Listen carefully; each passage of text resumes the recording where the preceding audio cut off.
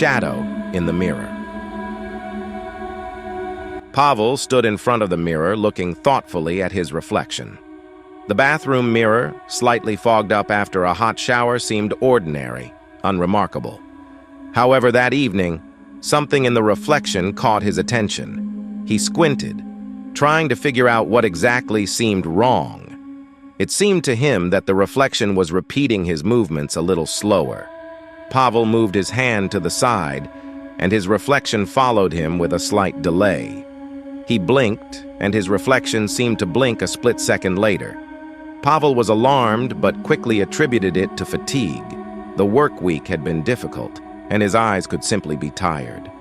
The light in the bathroom flickered, creating a nervous atmosphere in the room. Pavel turned off the light to ignore it and went into the bedroom. But the feeling of strangeness did not leave him, as if something remained there, in the mirror, watching him.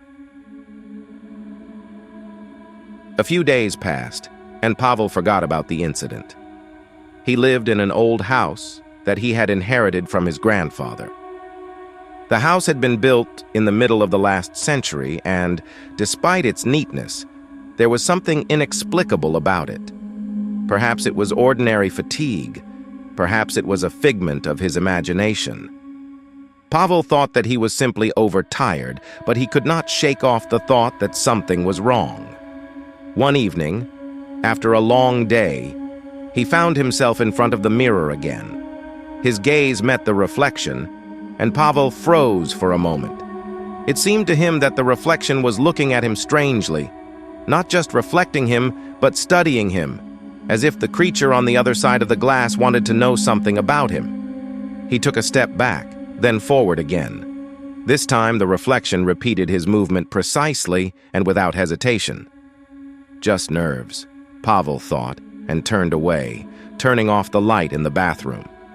But when he left the room, he couldn't resist taking one last look at the mirror, and then his heart sank. The reflection was still standing in front of him, although he himself had already left the room. Pavel abruptly turned on the light and went to the mirror again. His reflection looked exactly the same as usual. It's all imagination, he convinced himself, but the feeling of discomfort grew. That night, he couldn't sleep for a long time. As soon as he closed his eyes, an image of the mirror and his reflection appeared before him, looking at him with a different expression on its face. Cold, alien, as if it belonged to another person. The next day, he tried not to think about it. Work, meetings, everyday affairs distracted him from strange thoughts. But every night, returning home, he again looked at his reflection with apprehension. It seemed that the mirror kept some secret that he had not yet guessed about. A few days later, when Pavel returned home after an evening walk, he again encountered the mirror in the hallway. This time, he decided to come closer to it. His face was tired, his hair slightly tousled by the wind. Pavel stood for a while looking at his reflection, but then something happened that made the blood run cold in his veins. The reflection blinked. Before he did, he felt a cold sweat run down his back. Pavel didn't know how to explain it. This time, the delay couldn't be an illusion. His reflection wasn't moving in sync with him. He slowly raised his hand, watching the reflection. The hand in the mirror followed his movement, but with a slight delay.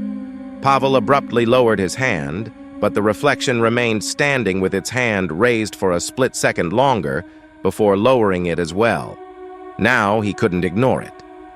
In fear, Pavel retreated a few steps, continuing to look at his reflection. His breathing quickened, and it seemed as if the mirror responded in kind. The reflection breathed more slowly, more deeply. The feeling of wrongness became so strong that Pavel felt panic take over him completely. He ran out of the bathroom, slamming the door, and tried not to look at the mirror anymore that night. Days passed, maybe weeks, but Pavel could no longer ignore what was happening. He began to notice oddities, not only in the bathroom mirror, the mirrors in the hallway, in the kitchen, even in the small table mirror. They all seemed to have something alive in them. The reflection in each of them behaved just as strangely. It seemed a little independent. With each new encounter, it began to move more and more autonomously. One day, Pavel gathered his courage and decided to conduct an experiment. He took a small mirror from the chest of drawers and placed it in front of him. He sat down in front of it, turned on a bright light, and began to observe. He raised his hand to his face, touched his hair, watched every movement. And at first, everything was normal. The reflection moved synchronously. But as soon as he looked away for a second, he again saw a strange phenomenon. His reflection froze for a moment, as if studying him, and then made a movement on its own. Pavel knew for sure that he had not moved. The reflection raised its hand and touched its face. It was strange, scary, and completely wrong. Pavel stood up abruptly, throwing the mirror onto the floor. It fell with a crash and broke, the shards scattering across the floor. His heart was pounding so loudly that he seemed to hear it in his head. But even when the mirror was broken, he felt that something remained. Something inside those shards was still watching him. From that day on, Pavel began to avoid mirrors. He felt something was changing in his life. Wherever he went, it seemed as if mirror surfaces were following him. He felt like he was being watched, but not just from one mirror anymore. It seemed as if the whole house was filled with these eyes, watching him from glass reflections. Every time he passed a mirror, he was afraid to look at it, knowing that there might be something else there. One night, when Pavel was getting ready for bed, he heard a strange sound coming from the bathroom. It was a light, almost imperceptible rustling. At first he decided that it was the wind or the noise from the old pipes, but the sound was repeated, as if something was moving behind the door. He went to the bathroom, opened the door slightly, and turned on the light. The mirror was empty. His reflection was in place. Everything seemed as usual. But as soon as he turned away, he felt an icy chill behind him. He looked at the mirror again and froze in horror. His reflection, instead of repeating his movement, remained standing, staring at him motionless.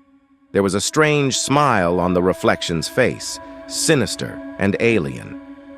The next moment, it stepped forward, coming out of the mirror. Pavel staggered back, tripped over the rug, and fell, his eyes fixed on what now stood before him. It was an exact copy of himself, but the eyes of this copy were black, pupilless, empty. The shadow in the mirror was no longer just a reflection. It had become something separate, independent, and real. "You can't ignore me anymore," the creature said, its voice both his own but distorted, as if someone was mocking him. From then on, Pavel's life changed forever. His home became a prison. His mirrors became traps.